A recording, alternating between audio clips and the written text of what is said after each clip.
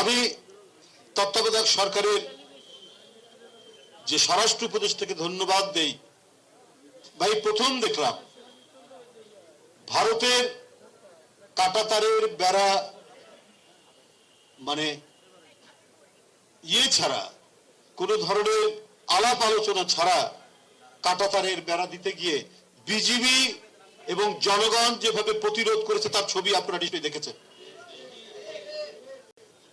তা আমি শেখ হাসিনাকেও বলবো এবং শেখ হাসিনার প্রভু যারা রয়েছে তাদেরকেও বলবো যে আপনারা বাংলাদেশকে মনে করেছেন যে বোধহয় ফু দিলে পরেই তারা চলে যাবে।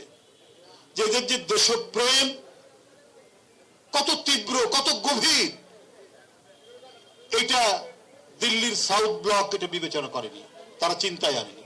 ওরা মনে করেছে শেখ হাসিনাকে রেখে দিলেই তো আমাদের পারপাস হয়ে যাবে।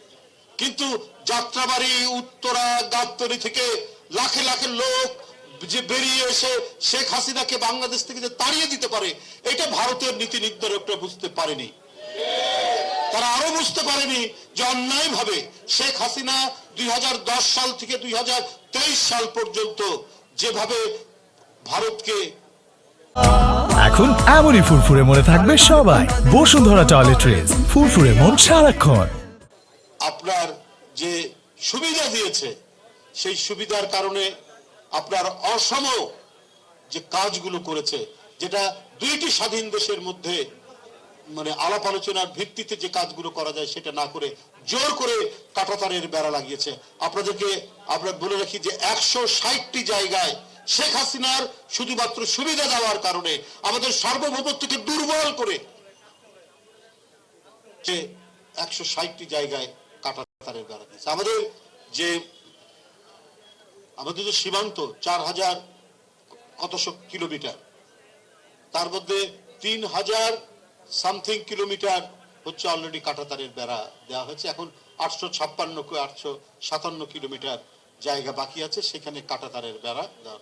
আন্তর্জাতিক যে নিয়ম বিধিবিধান এবং দুই দেশের মধ্যে সময়ে সময়ে যে চুক্তি হয়েছে, আলাপ আলোচনা হয়েছে, সেটাও মানছে না যে শূন্য রেখা থেকে 150 গজ দূরের মধ্যে কোনো উন্নয়ন পরিকল্পনা হবে না, হতে গেলেও দুই দেশের মধ্যে আলাপ আলোচনা করতে হবে। সেগুলোর কোনো কিছুই তারা না মেনে কাঁটাতারের বেড়া দেওয়ার চেষ্টা করেছে আপনার লালমনিরহাটে বিভিন্ন জায়গায়।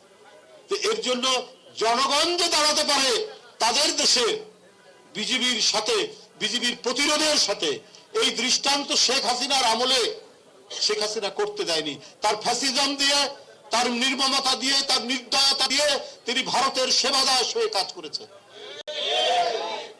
উনি একটা কথা বলতেন যে নিজের দলের লোকদেরকে বলেছেন যে আমার দলের লোকের অনেককে কেনা যায়, শেখ হাসিনাকে কেনা যায় না। আরে আপনাকে তো সবার আগে কেনা যায়, ভারত তো আপনাকে সবার আগে কিনেছে।